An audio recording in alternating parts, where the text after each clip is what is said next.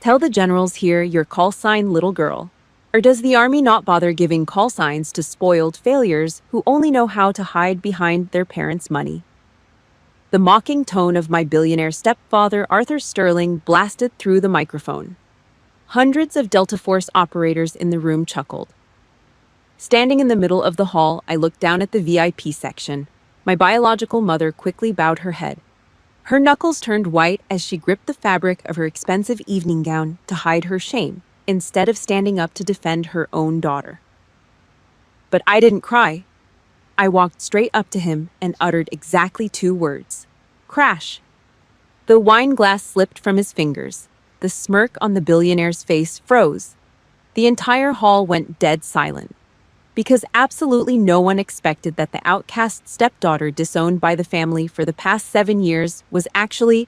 Before I tell you what those 2 words were and how I tore his empire down to the studs, let me know where you're watching this video from. Hit like and subscribe. If you agree the deepest pain doesn't come from your enemies but from the silence of your own blood. Her eyes staring at the floor tonight looked exactly like her silence 15 days ago. Nevada, Camp Bravo, noon. The sun was a blowtorch on the back of my neck. 104 degrees of dry, suffocating heat baking the hard-packed dirt. 20 candidates stood in tight formation, frozen at attention. I was at the far end of the line. Sweat pooled at the base of my spine, soaking through the heavy canvas of my combat uniform. Arthur Sterling paced the line, CEO of Sterling Defense Solutions. He wore a crisp white linen shirt, not a speck of dust on him. His money bought him the right to parade across a military training ground like he owned it. He was here to inspect the prototype tactical gear his company was forcing down the Army's throat. He stopped right in front of me. The sickeningly sweet smell of his Tom Ford cologne hit my nose, completely masking the honest scent of gun oil and dried sweat. He leaned in close. No microphones here, no crowd, just raw, ugly leverage. Your mother is crying at home, Jessica. He hissed through perfectly capped teeth. I kept my eyes locked, dead ahead. You've embarrassed this family enough. Be smart and drop out. He always did this, weaponizing her tears, using my mother as a cheap emotional ransom to get what he wanted. He hated that I kept my real father's name. Hated that I didn't sit in a corner and play the quiet little heiress. I didn't blink. My jaw clamped shut so tight my molars ached. I belong to the Army, Mr. Sterling. Cold, flat, stripping his dirty last name away from mine. 3 bodies down the line, Captain Jason Cross let out a snort. A hotshot ranger, alpha male ego wrapped in multicam. Rich girl playing soldier, Cross muttered. Loud enough for the whole squad to hear. I didn't react. 2 years ago, I sat in a medevac chopper over the Middle East and bit down on a leather strap while a medic dug a piece of shrapnel out of my thigh without anesthesia. I didn't make a sound then. I sure as hell wasn't going to make a sound for a guy whose biggest combat experience was watching movies in the barracks. Commander David Brooks stepped out of the command tent and barked the order. 15-mile ruck march. I bent down and grabbed the tactical backpack integrated with Sterling's new smart armor prototype. The second I clicked the heavy polymer chest strap, a tiny servo motor whined right against my collarbone. A sudden dead weight slammed down on my shoulders. The hydraulic locks inside the suit stiffened. 11 extra pounds just dropped onto my frame. The straps bit hard into my traps, cutting off the circulation.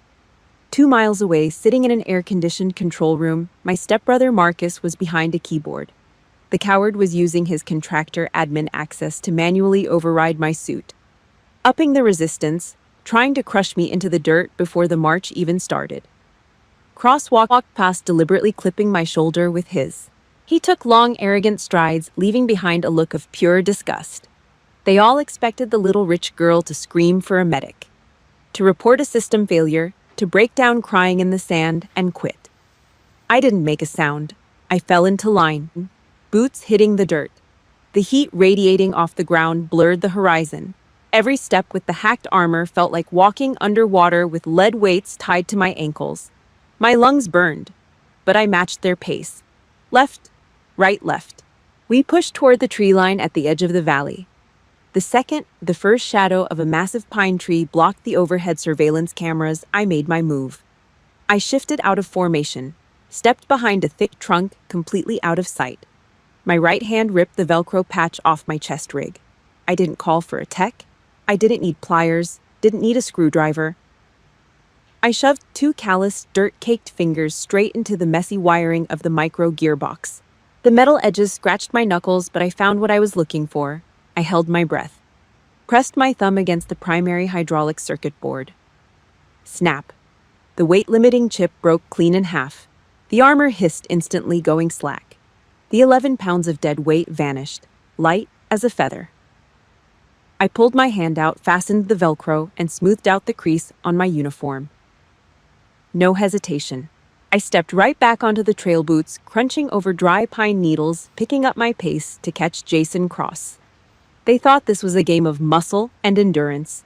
They were wrong. The real war against this rotting corporate empire wasn't going to be fought with guns. It was going to be fought in the shadows. And they had no idea they just locked themselves in a cage with a predator. 11 p.m. The Nevada desert does not care about you. At noon, it melts your skin. At night, the wind cuts through your uniform like broken glass. We were staged on a ridgeline looking down into a dark valley. The objective was a mock enemy compound constructed out of steel shipping containers and concrete barriers. But this wasn't a standard training op. This was a sales pitch. My earpiece crackled. Arthur Sterling's voice leaked into my ear, smooth, arrogant, and perfectly insulated in his climate-controlled observation bunker a mile away. "Listen up, candidates," Arthur said. The audio feed was crystal clear. "The perimeter you are looking at is protected by Sterling Defense's new Aegis optical grid, thermal indexing crossing laser matrices, seismic ground sensors. It is by all corporate and military standards impenetrable. Millions of dollars in R&D. Try not to break anything while you fail." He wasn't running a drill. He was hunting. He wanted to use this squad of elite soldiers as crash test dummies to prove to the Pentagon brass that his overpriced toys were flawless. Down in the dirt, Jason Cross racked the charging handle of his rifle. He spat a stream of black chewing tobacco onto a rock. He was leading Team Alpha. Cross lived and died by the Ranger Handbook: aggression, speed, violence of action. "Stack up," Cross growled, waving his guys forward. "We breach hard, move." They went in, heavy boots crunching on dry gravel. They hugged the concrete walls, moving in a textbook diamond formation, rifles raised, checking corners. It looked great on a recruiting poster. But brute force is just dead meat in a digital war. Sterling's sensor grid didn't care how much you could bench press. It didn't flinch at the sight of a rifle. It only read heat and vibration. Cross's point man took a heavy step over a buried cable. A fraction of a millimeter of dust shifted. Beep! A deafening siren shredded the silence of the valley. Blinding red strobe lights erupted from every corner of the compound, washing Cross and his team in the color of failure. The automated loudspeakers blared a monotone recorded voice: "Intruder detected. Lethal force authorized." Down in the valley, Cross froze. The red strobes flashed across his face, highlighting the absolute humiliation in his eyes. "Son of a bitch!" Cross screamed. He slammed his gloved fist into the concrete wall. The whole team stood there in the open, staring at the flashing lights, officially marked as dead in the simulation. 10 minutes. That was all it took for an entire squad of the Army's finest to get wiped out by a contractor's toy. From the tree line, I watched the whole thing. Muscle is useless against a circuit board. The earpiece crackled again. Arthur's voice was dripping with fake sympathy. "Tough break, Team Alpha. Let's see if Team Bravo can do any better. Or maybe they should just pack it in." I looked at Lieutenant Ryan Miller, my point man for Team Bravo. The red strobes from the valley reflected in his goggles. He swallowed hard, waiting for me to give the order. Waiting for me to yell a command. I didn't open my mouth. I reached up, pulled the earpiece out of my ear, and shoved it deep into my chest pocket. I didn't want Arthur's garbage voice in my head anymore. Miller frowned. He tapped his own headset, confused. I looked him dead in the eye and raised my hands. No talking. I pinched my thumb and index finger together, then rolled my wrist flat. 2 quick taps to my chest. Miller's eyes went wide. He stopped breathing for a second. Those weren't Ranger signals. They weren't Delta signals. They were the silent dialect of the Intelligence Support Activity, the ISA. The real ghosts. The people who find the targets in the dark before the door kickers even get out of bed. Miller gave me a slow, stiff nod. He understood. We moved. I didn't hug the walls. I didn't crouch walk in a tactical stack. I glided over the desert floor, heel to toe rolling the weight on the outside of my boots. Not a single pebble shifted. Not a single piece of nylon gear scraped together. Dead silence. When we reached the edge of the compound, the glowing red laser grid blocked the main door like a spider web. Cross had tried to find a blind spot around the back. He failed. I didn't look for a way around. I walked straight down the middle, stopping inches from the primary control box bolted to the steel wall. I reached down to my cargo pocket. I didn't pull out a military-issued hacking device.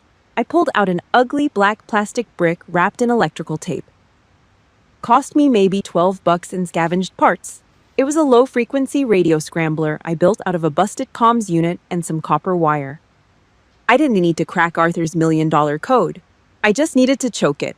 I clamped the raw copper leads onto the exposed conduit running out of the control box. I pressed the red button taped to the side. A completely silent electromagnetic pulse fired straight down the wire. 3 seconds. That was it. The entire red spiderweb of lasers flickered violently. A faint smell of burnt ozone hissed in the cold air. Then every single laser died. The camera lenses mounted on the roof dropped down their internal servos completely fried. Sterling Defense's impenetrable $1 million security grid just turned into a pile of useless scrap metal. I slipped past the dead sensors, kicked open the door, grabbed the manila target folder off the desk, and walked right back out. We vanished into the tree line before the system even managed to reboot. 20 minutes later, we walked into the rally point. Jason Cross was sitting in the dirt covered in chalk dust and sweat. He had a canteen in his hand. When he saw me drop the target folder onto the scoring table, he stopped drinking. The water spilled down his chin. He looked at me like I was a demon that just crawled out of a nightmare. He couldn't comprehend it. The rich girl, the heiress, the liability. She just broke a system that wiped his entire squad. He didn't say a word. Neither did I. I just unbuckled my helmet and stared back at him with dead, empty eyes. 2 miles away in that air-conditioned bunker, I knew exactly what was happening. I could picture Arthur Sterling staring at his 30 blank monitors. I knew he was screaming, sweating, smashing his fists into the keyboard, completely unable to process how his empire's crown jewel got dismantled in 3 seconds by the stepdaughter he threw away. They thought they built a fortress. They had no idea they just handed me the keys. And tomorrow when they realize I can't be bullied out of this camp, they aren't going to play games anymore. They're going to try to put me in a body bag. The heat the next afternoon was a physical weight. It pressed down on the Nevada dirt, baking the camp in a suffocating oven. I was walking toward the mess hall, the smell of burnt grease and industrial bleach hanging in the air. I didn't make it to the door. Jason Cross blocked the entrance. His face was flushed, twisted into an ugly knot of bruised ego and sheer resentment over last night's failure. He crossed his thick arms, blocking the heavy metal frame. He spat a stream of brown liquid into the dirt. He smelled like wintergreen, chewing tobacco, stale sweat, and cheap entitlement. He didn't see a Tier 1 operator standing in front of him. He saw a woman, a rich girl, a glitch in his perfect alpha male reality. Cross stepped into my personal space. He jammed a thick, calloused finger hard against the center of my plate carrier. "You think you proved something last night, princess?" Cross growled. His voice was low, meant to intimidate. "We all know how you bypassed the grid. You used Daddy's company backdoor. You cheated. Don't expect us to pretend you're an actual soldier." His fragile ego simply could not process losing to me. It had to be a trick. It had to be corruption. I didn't flinch. I didn't raise my voice. My heart rate stayed locked at a steady 60 beats per minute. I let the silence hang there, heavy and uncomfortable. Out of the corner of my eye, I caught movement up on the VIP balcony of the command center. Arthur Sterling. He was leaning against the steel railing, wearing designer sunglasses, holding a ceramic coffee mug. I could see the smug, arrogant smirk plastered across his face from 50 yards away. He was watching this. He wanted this. He was using the toxic pride of these grunts to try and break my spirit. Cross leaned in closer. His breath was sour. Prove it. Cross sneered. Tomorrow morning, the survival land navigation test. No Sterling tech, just standard army issue. Let's see how the heiress survives out in the dirt when she can't use her family's checkbook to buy the coordinates. The other recruits gathering around the mess hall steps went dead quiet. They were watching, waiting to see the little rich girl back down. I took a half step back. I slowly brushed my hand over the exact spot on my plate carrier where his finger had just been, like I was wiping off a smear of dirt. For the first time since I arrived at this camp, I let the dead, icy killer inside me bleed into my eyes. I looked straight through his dilated pupils. "The battlefield doesn't care about your ego, Captain," I said. The words came out flat, hard as concrete. "I'll take your bet." Cross smirked. He honestly thought he had backed me into a corner. He had no idea he just handed me the rope to hang his entire career and my stepfather's empire right alongside it. The test started at 0400 hours, pitch black. Every squad leader was handed a standard military-issue GPS unit. The route was brutal. Steep inclines, loose shale, scrub brush that tore at your uniform. By mid-morning, we were 20 miles deep into the Badlands. The sun was merciless.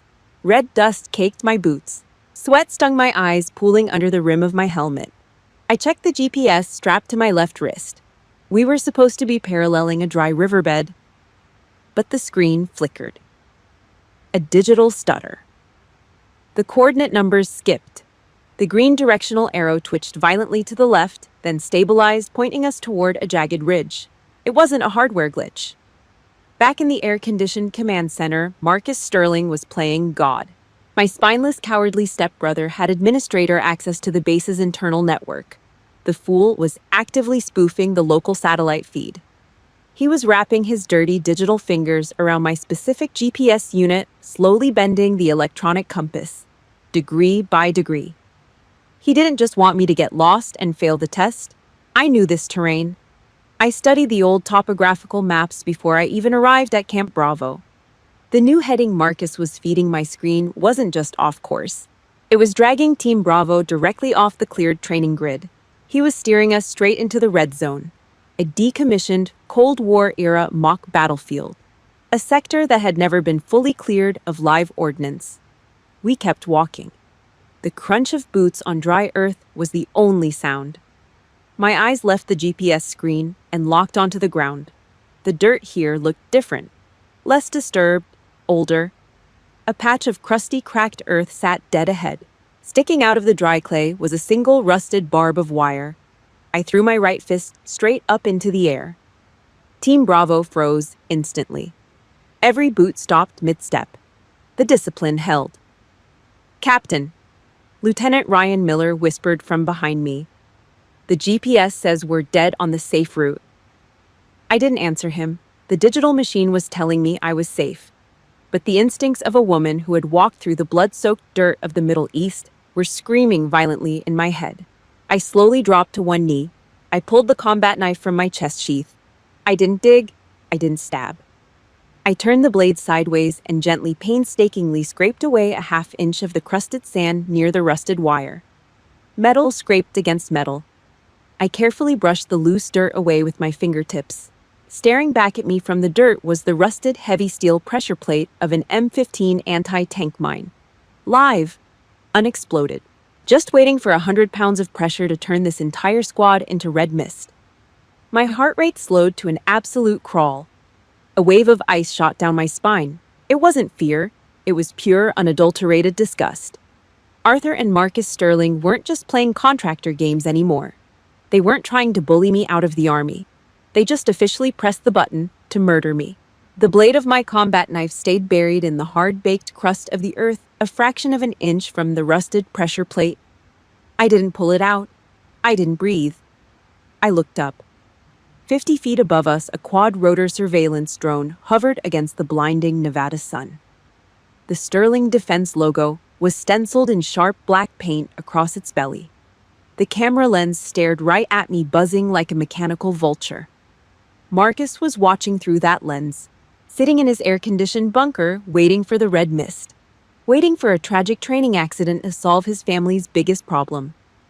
"Captain," Lieutenant Miller rasped from behind me.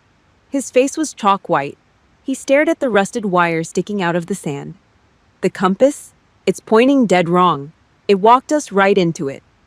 I didn't answer him. I dropped my heavy rucksack into the dirt. I ripped the military-issue GPS unit off my left wrist. I wedged the tip of my knife into the seam of the heavy plastic casing and twisted hard. Crack! The plastic housing snapped. The green circuit board lay exposed in the harsh light.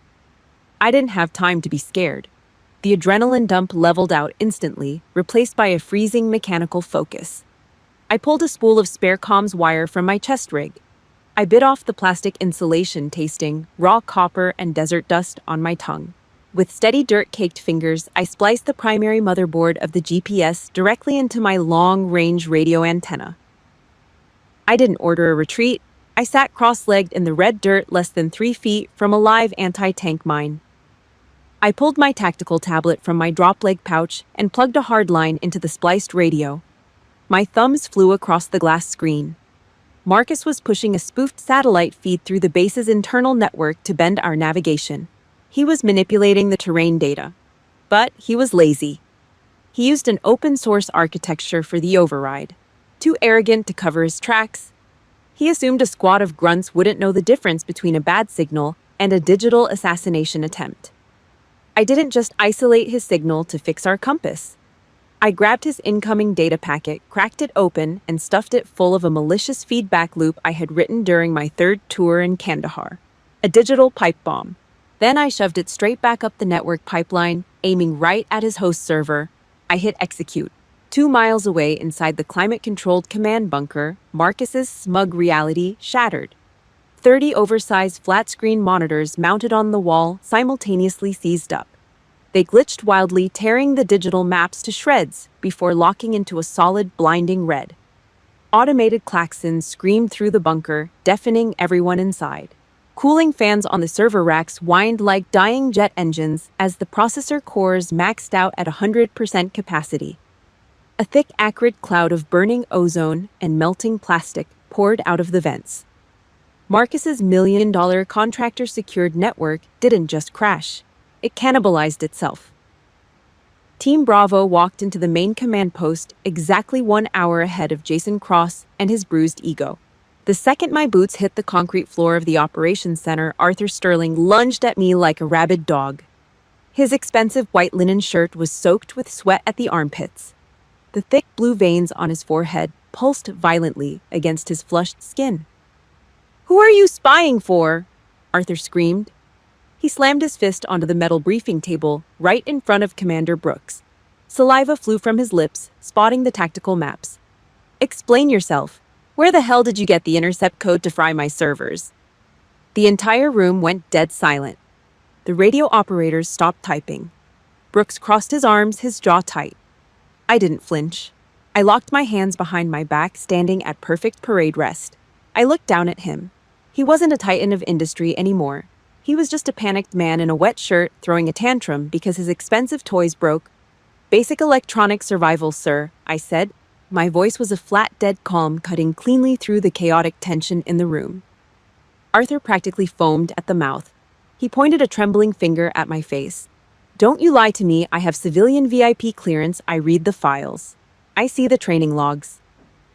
There is no Army unit on this base that teaches that kind of backdoor override." I took one slow step forward. I didn't break eye contact. I tilted my chin down, staring straight into his panicked, dilated pupils. "Your clearance is contractor level," I said, dropping the volume of my voice so only he could hear the absolute finality in it. "My military file sits in a vault your family's money can't buy." Arthur staggered back. His leather loafer caught on the metal leg of a chair. The blood completely drained from his face, leaving his skin gray and old. For the first time in his miserable, privileged life, he realized he was standing in the deep end of a pool he didn't own. The heavy steel door of the command post swung open. Major General Sarah Mitchell, Director of Army Intelligence, walked in. She didn't even look at Arthur. She just waved a hand, dismissing the civilian presence. Commander Brooks immediately ordered the floor cleared. 2 minutes later, it was just me and Mitchell inside the soundproof secure room. The heavy silence felt like a vacuum after Arthur's screaming. She walked over to the encrypted communications terminal on the desk. She tapped a single key. The black screen flickered to life. A line of bright red text blinked in the center of the monitor, casting a blood-colored glow over the keyboard. Widow protocol initiated. Mitchell turned around and leaned against the edge of the desk. Her eyes were sharp, calculating, stripped of all military formality. 7 years is a long time to play the ghost, Jessica, the general said quietly. Are you finally ready to end them? I looked past her out the reinforced glass window, watching Arthur Sterling pacing furiously in the parking lot, screaming into his cell phone. I slowly closed my right hand into a tight fist, feeling the calluses scrape together. The net is cast. Day 28. The close quarters battle course. We called it the Kill House. It was a 3-story maze of cinder block and reinforced steel, retrofitted with Sterling Defense's proprietary magnetic blast doors. The objective was simple: breach, clear the rooms, extract the dummy target. Jason Cross and Team Alpha were on the line. Cross kicked the primary door. It swung open. His squad poured into the dark hallway, rifles up, moving fast. Then the trap snapped shut. A heavy, sickening clack echoed across the training yard. Every single steel door in the facility slammed shut at once. The magnetic locks engaged, sealing Team Alpha inside a concrete box. Seconds later, the automated sirens shrieked. Smoke blew out of the overhead ventilation shafts. But it wasn't the white, chalky chemical smoke used for training drills. It was thick, greasy, pitch black. Flames erupted through the ground floor windows. Real fire. Someone had triggered the live magnesium incendiary charges buried beneath the floor grates. The fire suppression system didn't kick on. The sprinklers stayed bone dry. Inside, muffled shouts turned into frantic screaming. Heavy combat boots kicked at the 2-inch-thick steel doors. Fists hammered against the reinforced glass.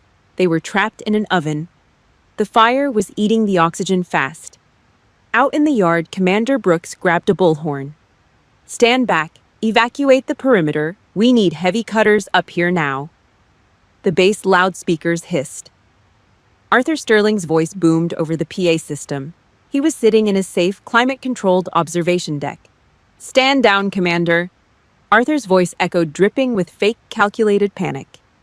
It's a catastrophic system failure. The magnetic seals are deadlocked. It's too hot.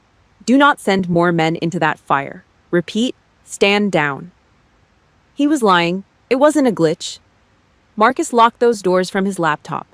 They were burning an entire squad of American soldiers alive just to cover up the server meltdown from yesterday. If the kill house burned to the ground, all the physical hardware and data logs went with it. No evidence. Just a tragic training accident. And if a few witnesses died in the process, Arthur didn't care. I stood at the edge of the staging area. The heat radiating off the concrete slapped my face. The orange glow reflected in my eyes. Army discipline dictates you follow the chain of command. You hold the line. You wait for the engineers. But I wasn't just a soldier anymore. I was a Black Widow. I reached down and pulled my fire-retardant Nomex gaiter up over my nose and mouth. Captain Taylor, hold your position. Brooks screamed at me. I ignored him. I broke the line and sprinted straight into the inferno. The heat hit me like a physical wall. Almost 600 degrees of roasting, suffocating air. The smell of burning nylon and melting plastic stung my eyes. I kept my head low, staying under the thickest layer of the toxic black smoke.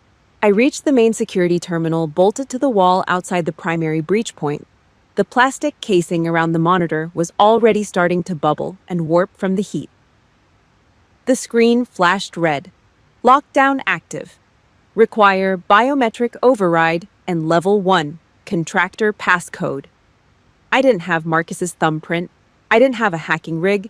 I didn't need one. I ripped my right glove off with my teeth. I slapped my bare hand onto the scorching hot glass of the digital keypad. My skin blistered, but I didn't pull away. I started typing. Not a bypass, not a glitch. A raw root-level backdoor code. a sequence of 32 alphanumeric characters I had carved into my memory 7 years ago in a blood-soaked tent in the Middle East. The darkest, dirtiest secret the Sterling family ever coded. My fingers flew across the burning screen. Enter. A high-pitched beep cut through the roar of the fire. The LED strip above the steel door instantly snapped from red to green. The magnetic locks died. I grabbed the heavy steel handle and ripped the door open. A backdraft of black smoke vomited out into the yard. Jason Cross was lying face down on the concrete just inside the threshold. His hands were bloody from beating on the door. He was choking on his own spit, his lungs completely shut down from the smoke. I didn't hesitate. I dropped to one knee, grabbed the heavy nylon drag handle on the back of his plate carrier, and hauled backward. Cross weighed 220. Add 60 pounds of gear. It was dead weight. My boots slipped on the ash-covered floor, but my grip didn't break. I dragged him out of the smoke across the dirt and dumped him violently onto the grass near the medical tent. The rest of his squad stumbled out behind us, coughing up black soot collapsing onto the ground. 10 minutes later, the base fire crews finally drowned the building in foam. I stood by the edge of the med tent. My uniform was scorched black. My right hand was wrapped in wet gauze. Cross sat on a military cot. A medic had just pulled an oxygen mask off his face. His skin was smeared with soot and second-degree burns. He looked like a ghost. He stared at me. The arrogant, untouchable alpha male was completely gone. His eyes were wide, bloodshot, and filled with absolute shock. He didn't care about his burns. He only cared about the door. "How?" Cross rasped. His throat sounded like crushed gravel. His hands shook as he gripped the edge of the cot. "How did you open it?" That was Sterling's closed system. Nobody has that code, not even the generals. "How did you do it?" I looked down at him. I didn't smile. I didn't ask if he was okay.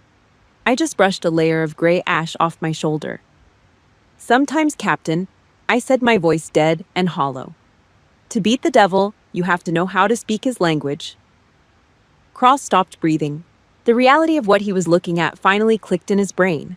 I wasn't just a rich girl playing soldier. I was holding the keys to the most dangerous weapon system on the continent.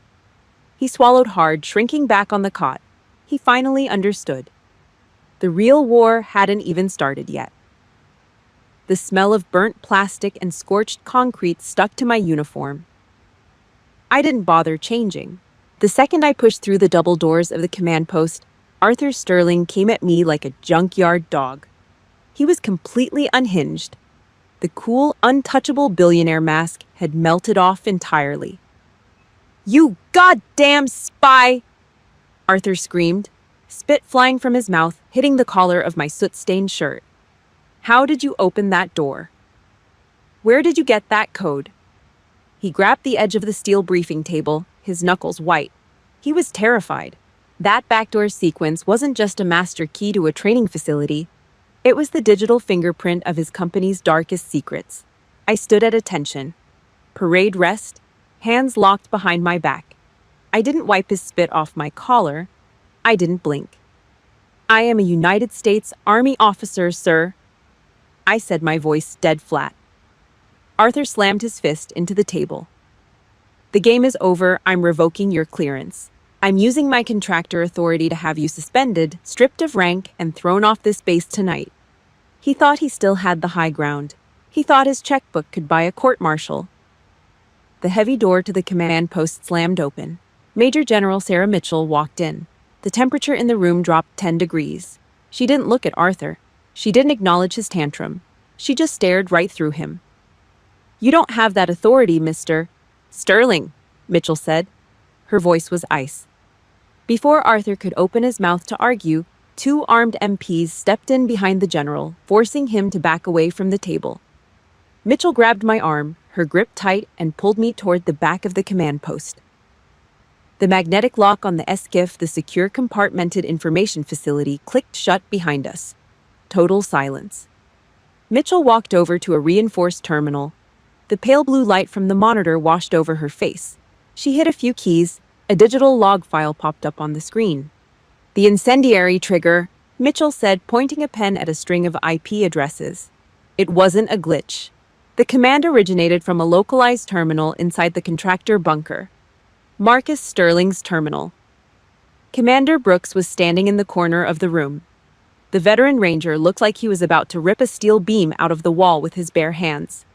"Son of a bitch," Brooks growled. He slammed his fist into the soundproof padding on the wall. They locked the doors and lit the match. They tried to cook Alpha Team alive just to kill her in the crossfire. Brooks reached down to his tactical belt and ripped his radio off the clip. "I'm calling the MPs," Brooks snapped. "I'm locking this base down and putting Marcus in cuffs myself." I moved before he could key the mic. I reached out and pushed his hand down. "No," I said. Brooks stared at me like I was crazy. "Captain, they just tried to murder a dozen American soldiers. And if you arrest Marcus tonight in the dark, his lawyers will spin it by sunrise," I said. My voice was calm. Too calm, like I was reading a weather report. "They'll claim it was a software malfunction, a tragic contractor error. Arthur will spend $5 million bearing the evidence in civil court, and Marcus will walk away with a slap on the wrist for criminal negligence." Mitchell crossed her arms, watching me closely. She knew exactly how the machine worked. "What's your play, Captain?" Mitchell asked. I took a slow, deep breath, letting the smell of the smoke finally leave my lungs. For a split second, I thought about my mother. I just walked out of a burning building. I had a second-degree burn on my right hand, and she hadn't called. She was sitting in the VIP lounge sipping champagne, completely ignoring the fact that her husband just tried to burn her daughter to ashes. That thought killed whatever tiny shred of family loyalty I had left. "I want to strip him naked," I said. "Not in a courtroom, right in front of Army Command, in front of every general and Pentagon suit who thinks Sterling Defense is the pride of this country. Tomorrow night, the graduation gala. That's the only stage that matters." Mitchell didn't hesitate. She unlocked a heavy steel drawer under the terminal. She pulled out a thick black flash drive and slid it across the desk. 7 years of intel," Mitchell said quietly. "Every black market transaction, every sold encryption code, it's all there." I picked up the drive. The metal felt cold and heavy in my burned hand. That night, I sat alone in my barracks. The silence in the room was deafening. I opened my wall locker and pulled out the garment bag. Army service uniform, Class A. The deep blue fabric was pristine. I laid it out on the narrow bunk. For the first time in 7 years, I opened a small wooden box at the bottom of my duffel bag. Inside were my medals. The ones my mother called useless pieces of brass. The ones Arthur laughed at. I took a rag and carefully polished each brass pin. I pinned the ribbon rack to the left breast of the uniform. The bronze star, the purple heart, the ISA unit citation. I slid the black flash drive into the inside breast pocket right over my heart. I stood in front of the cheap cracked mirror on the back of the door. I smoothed out the creases on the shoulders of the uniform.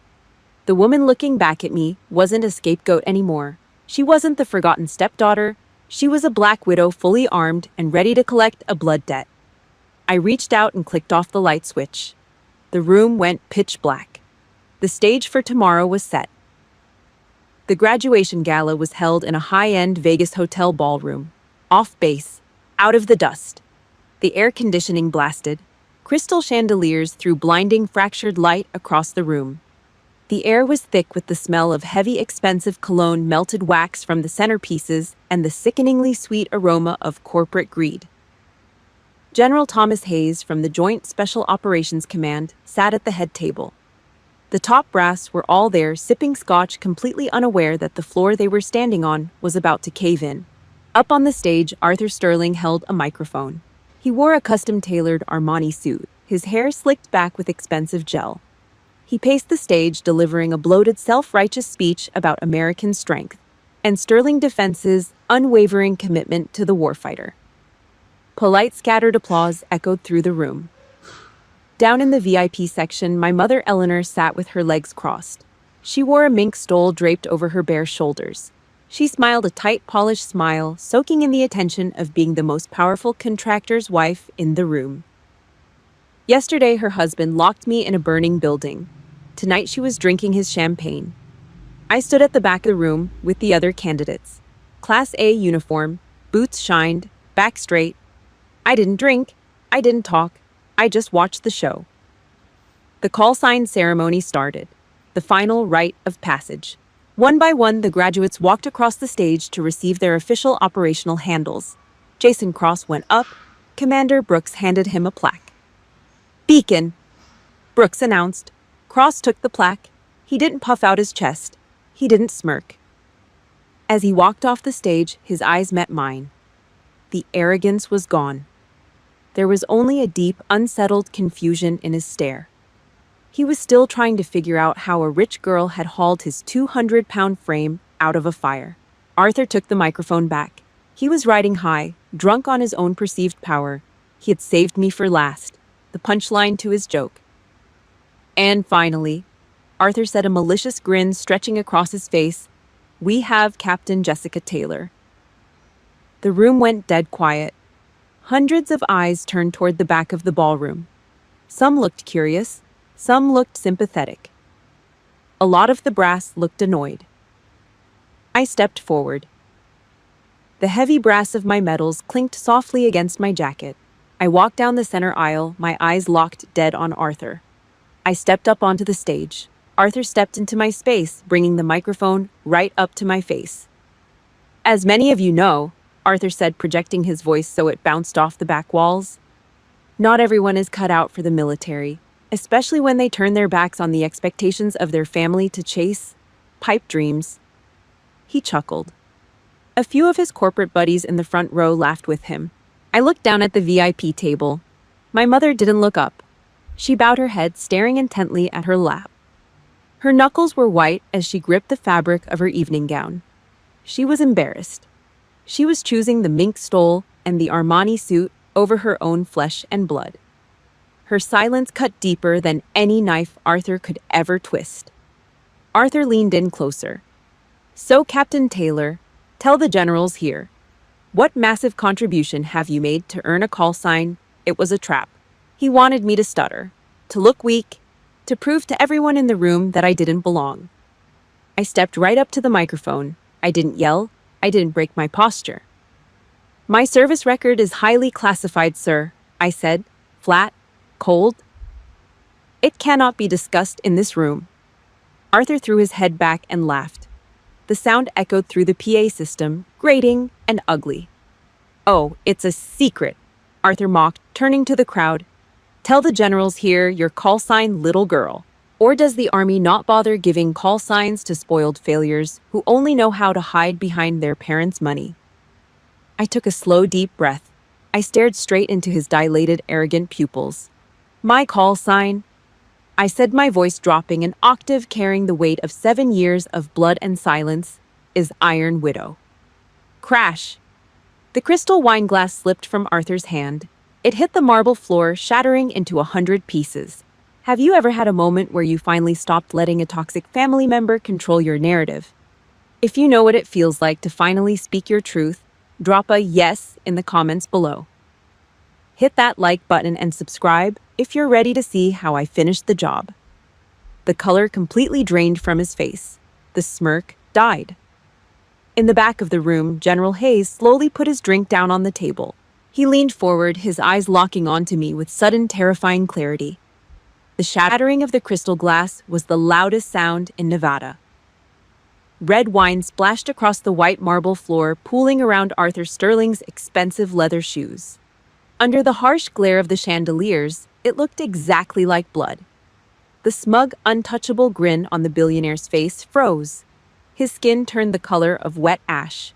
His eyes darted wildly around the ballroom, searching the crowd looking for a lifeline that wasn't there. What is this?" Arthur stammered, his voice small and pathetic. He tried to force a laugh, trying desperately to keep the mask on.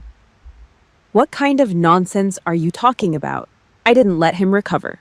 I reached out and ripped the microphone straight out of his sweating hand.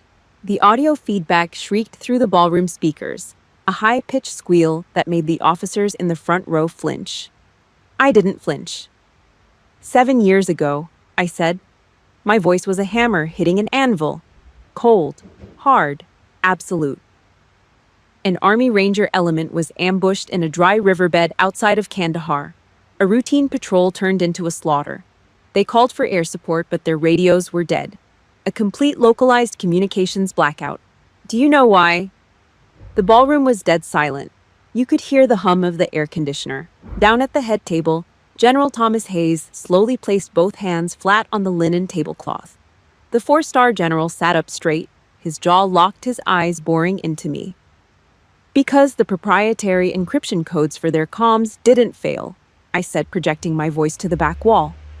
They were sold. Sold to a terror cell for $1 billion black market weapons contract. By the very defense contractor who built them. A collective gasp ripped through the room. Chairs creaked as 300 military officers and defense officials shifted in their seats. Down in the VIP section, Marcus Sterling bolted upright. He knocked his chair backward, the wood clattering against the marble. His face was slick with cold sweat. He didn't look at the stage. He looked at the exit. He took 2 fast steps toward the heavy oak double doors at the back of the hall. He didn't make it to step 3. Major General Sarah Mitchell stepped out from the shadows near the exit. 2 massive military police officers in full tactical gear flanked her. Mitchell crossed her arms, blocking the doorway. Marcus froze, trapped like a rat in a concrete pit. I kept my eyes on Arthur. He was hyperventilating. An intelligence operator operating under the call sign Iron Widow was in the sector. I continued, my voice cutting cleanly through the rising panic in the room. She refused the order to fall back. She broke protocol, went into the dark alone, and carried the wounded out of the kill zone on her own back. The traitor who sold that unit out, the man who traded American blood for offshore bank accounts, is Arthur Sterling. I reached inside the breast pocket of my Class A uniform. I pulled out the heavy black flash drive. I slammed it down onto the wooden podium. Crack. 7 years of encrypted ledgers, black market wire transfers, and the original backdoor source code, I stated. It's all right here. Arthur lost his mind. The polite billionaire snapped. He grabbed his chest, staggering backward. His custom Armani jacket wrinkled as he lunged for the spare microphone sitting on the podium shelf. Lies! Arthur screamed. Spit flew from his lips. He pointed a shaking finger at me. She's insane. This is corporate sabotage. Arrest her. Somebody put this crazy bitch in handcuffs. Not a single soldier in the room moved an inch. General Mitchell walked down the center aisle. Her polished boots clicked sharply against the marble floor. She didn't look at Arthur. She looked at General Hayes. Hayes gave her a single grim nod. Mitchell stopped at the base of the stage. She projected her voice with the absolute authority of the Pentagon. Captain Jessica Taylor is a Tier 1 operator assigned to the intelligence support activity, Mitchell announced. The words hung in the air like an executioner's axe. Her presence at Camp Bravo was a sanctioned operation to close a 7-year counterintelligence sting. Mitchell finally turned her head and looked at the Sterling men. Arthur and Marcus Sterling. Mitchell said, her voice dropping to a lethal calm. You are under arrest for treason, war profiteering, and the attempted manslaughter of American soldiers. The heavy oak doors at the back of the ballroom kicked open. A dozen military police officers in heavy Kevlar stormed the room. The sound of heavy boots and rattling gear filled the hall. They moved with brutal efficiency. 2 MPs grabbed Arthur. He thrashed and kicked, screaming about his lawyers, but they slammed him face first into the polished wood of the stage. His jacket tore at the seam. The cold mechanical click, click, click of steel handcuffs ratcheting down tightly over his wrists echoed through the dropped microphone. Marcus didn't even fight. He dropped to his knees by the exit, sobbing uncontrollably as the steel cuffs bit into his skin. It was over. The Empire was dead. I stood on the stage watching the MPs drag Arthur Sterling away like a common street thug. I didn't feel happy. I didn't smile. I just felt the heavy, quiet peace of a completed mission. Then a sound broke through the commotion. A chair scraped violently against the floor near the front row. Jason Cross stood up. The hotshot ranger. The alpha male who spent the last month calling me a spoiled princess. He wasn't standing at attention. He was swaying. His chest heaved up and down. His face was completely drained of color. He stepped out into the center aisle. He ignored the MPs. He ignored General Hayes. He just stared up at me, His eyes were red, glassy, and wide with absolute shock. He took a step forward and his legs simply gave out. Cross dropped heavily to his knees on the hard marble floor. He didn't try to get back up. He tilted his head back, looking at the brass medals pinned over my heart. A harsh, broken sob tore out of his throat. "It was you!" Cross choked out, his voice cracking, entirely stripped of its usual arrogance. 3 miles in the sand. My legs were shredded by the shrapnel. I was bleeding out in the dark. He raised his trembling, scarred hands and buried his face in them. His broad shoulders shook violently as he cried in front of the entire army command. "You carried me," Cross whispered, the tears leaking through his fingers. You told me I wasn't allowed to die." The MPs didn't care about his custom Armani suit. They dragged Arthur Sterling backward across the polished marble floor. His expensive leather loafers scrambled for traction, squeaking violently against the stone. He thrashed like a stray dog caught in a snare, spitting curses, demanding to call his lawyers, demanding to speak to a senator. It was pathetic. All that bloated billionaire arrogance completely stripped away by the cold, heavy reality of steel handcuffs biting into his wrists. Marcus was already gone. They had hauled him out the side exit 2 minutes ago, crying like a child. Then came the scream. High-pitched, hysterical. My mother broke through the line of stunned guests. Eleanor Sterling. Her mink stole slipped off her bare shoulders, dragging on the dirty floor behind her. She lunged at the stage, her hands clawing at the edge of the wooden podium before she grabbed the sleeve of my Class A uniform. Her manicured nails dug into the dark blue fabric. Her face was a total mess. The heavy, expensive makeup she spent hours applying was ruined, black mascara running down her cheeks in thick, ugly lines. "Jessica!" she shrieked. Her voice cracked, echoing off the vaulted ceiling of the dead silent ballroom. "What are you doing? Are you out of your mind? You're destroying this family. How am I supposed to live? What about my life?" Not a single word about the men in her house trying to burn me alive yesterday. Not a single question about the gauze wrapped around my burned hand. She just watched her private jets, her limitless black credit cards, and her country club memberships walk out the door in handcuffs. She wasn't grieving a broken family. She was grieving a bank account. I looked down at her hands gripping my uniform. I didn't feel angry anymore. I didn't feel sad. The rage was gone. I just felt completely, utterly empty, like looking at a stranger on the street begging for change. I raised my left arm and violently ripped my sleeve out of her grip. Eleanor stumbled forward, her knees hitting the hard marble floor with a heavy thud. Her diamond tennis bracelet scraped against the stone. She looked up at me, gasping, waiting for me to pull her up, waiting for me to apologize, fold, and play the good, obedient daughter one last time. "Family," I said. The word tasted like battery acid in my mouth. I kept my voice low, dropping it so only she could hear the absolute zero in my tone. "You sat in the VIP box and drank his champagne while they tried to cook me in a steel room. You chose the credit card over your own blood." Eleanor opened her mouth, but nothing came out. Her jaw just trembled. "This family died 7 years ago in the desert," I said. "I'm just the one throwing the dirt on the coffin." I didn't wait for a response. I stepped around her. I didn't look back. She collapsed completely onto the floor, sobbing into her hands, surrounded by shattered crystal, spilled wine, and the absolute ruin of her fake life. I walked down the center steps of the stage. The crowd of defense contractors, politicians, and high society elites physically shrank away from me. The sea of $1,000 suits and evening gowns parted like I was carrying a live grenade. They pressed their backs against the banquet tables, knocking over silver forks and water glasses, terrified to even make eye contact. The fake, polished world they lived in had just been violently crushed by the reality of a Tier 1 operator. They realized they were just soft meat in expensive clothes. I walked down the center aisle toward the heavy oak exit doors. "Captain." The raw, gravelly voice stopped me in my tracks. I turned around. Jason Cross was standing in the middle of the aisle, the hotshot ranger, the guy who spent the last 30 days trying to break me.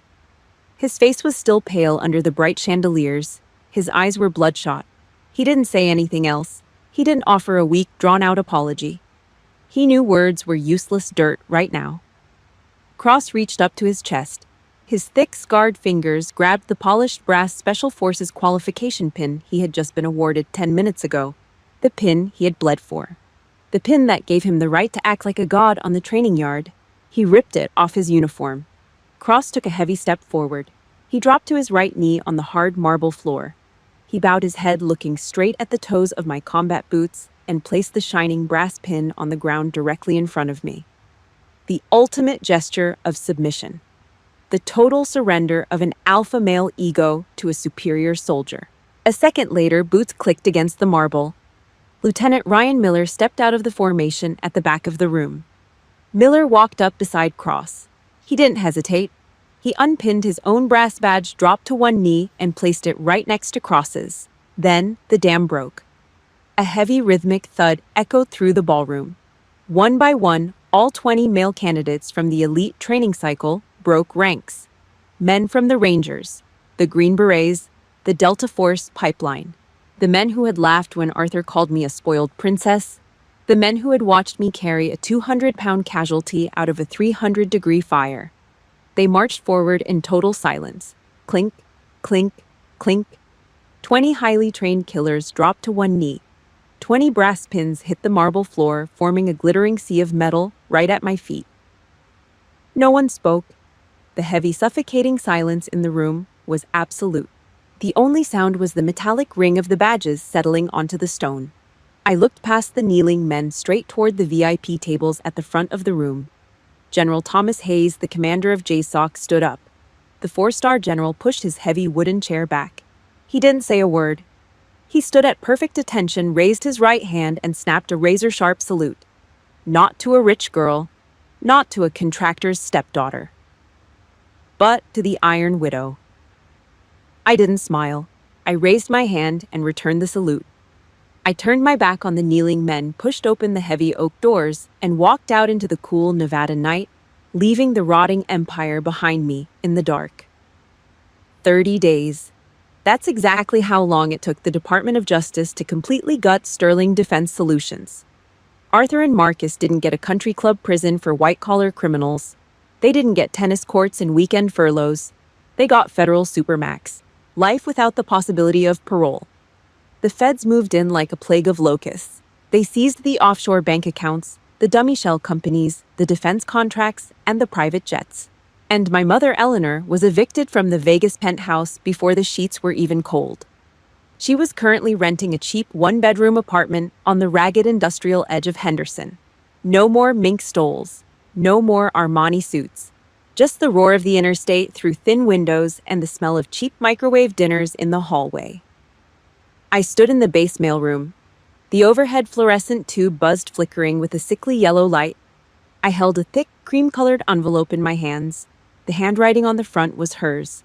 Frantic, slanted cursive. The ink was smeared in a few spots. It was the 4th letter she had sent to the base this month. I knew exactly what was inside without opening it. Pages of desperate pleading, begging for forgiveness, playing the victim. And somewhere buried at the bottom, a demand for a monthly allowance. I didn't slide my finger under the flap.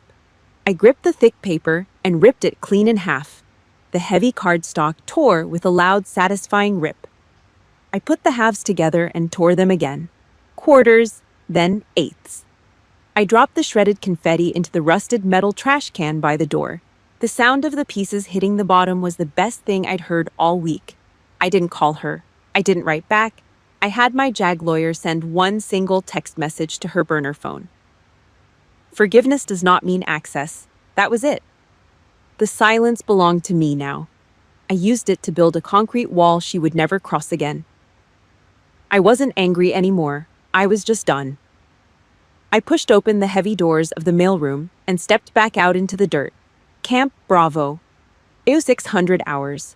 The Nevada sun breached the jagged horizon, painting the hard-packed earth a bright, violent orange. It was already 80 degrees, but the air felt clean. The sickening stench of Arthur's expensive cologne and corporate greed was completely gone. The only thing I smelled was gun oil canvas and the promise of a brutal day. A fresh batch of Delta Force candidates stood in a tight formation on the grinder. 40 men, stiff, nervous, staring straight ahead. Sweat was already beading on their foreheads, catching the early morning light. I walked up the wooden steps to the instructor's podium. My combat boots hit the planks with a heavy rhythmic thud. I wasn't wearing a standard unit patch on my shoulder anymore. Stitched into the fabric of my right sleeve was a crimson hourglass, the emblem of a Tier 1 operator, the Black Widow. No more hiding in the shadows. No more playing the scapegoat. Down in the dirt, standing at the head of the formation as my lead assistant instructor was Captain Jason Cross, the hotshot ranger. He stood at perfect parade rest, his hands clasped tightly behind his back. The burns on his face were healing into thick, jagged scars. He didn't sneer. He didn't roll his eyes or mutter under his breath. When I looked down at him, he locked his jaw and met my gaze with absolute, unwavering respect. The kind of respect you only earn by dragging a man through a fire. The toxic, ego-driven frat house was dead and buried. Iron discipline was back. I stepped up to the edge of the wooden platform. I didn't use a bullhorn. I didn't need one. You are going to be pushed to the absolute edge of human failure. I projected my voice. It was sharp, hard, slicing right through the desert wind. The 40 candidates didn't flinch, but I saw their chests tighten. They stopped breathing. "Remember this," I said, pacing the length of the platform, letting my boots do the talking between sentences. "Out here, nobody cares who your daddy is. There are no corporate VIP passes. There is no trust fund. There is no gender, and there is no money to save you. The desert doesn't care about your fragile ego." I stopped dead center. I looked down into their young, terrified eyes. I delivered the one hard truth that took me 7 years of blood, grit, and silence to learn. "I don't care how impossible you think the mission is," I barked. "I only know that it absolutely must be done, and that is enough. Now get in the dirt." "Yes, ma'am." 40 voices roared back in perfect unison, shaking the dust off the ground. They dropped to the earth, the synchronized thud of heavy boots and gear echoing across the valley. The training cycle began. The sun beat down on my shoulders, but for the first time in my life, I wasn't carrying anyone else's dead weight. The armor felt light. The air tasted good. I learned a brutal lesson over the last 7 years. Your silence can be the sharpest weapon in your arsenal if you just have the iron discipline to wait for the exact right moment to pull the trigger. Never let anyone use the word family as a free pass to treat you like garbage. Blood doesn't give them the right to walk all over your boundaries. If they try to burn you down, you let them play with the matches until they set their own house on fire. You don't owe toxic people a seat at your table just because you share a last name. If you found any inspiration in my story today, hit that subscribe button. Share this audio with someone who needs the raw courage to finally cut the cord on a toxic relationship. I want to hear from you down in the comments. What is one specific non-negotiable boundary you had to set with a toxic family member? Was it blocking their phone number? Refusing to lend them money? Changing the locks on your front door? Drop down and tell me about that exact moment in the comments below. Let's build a community of survivors. Thank you for listening. Keep your head on a swivel and never back down.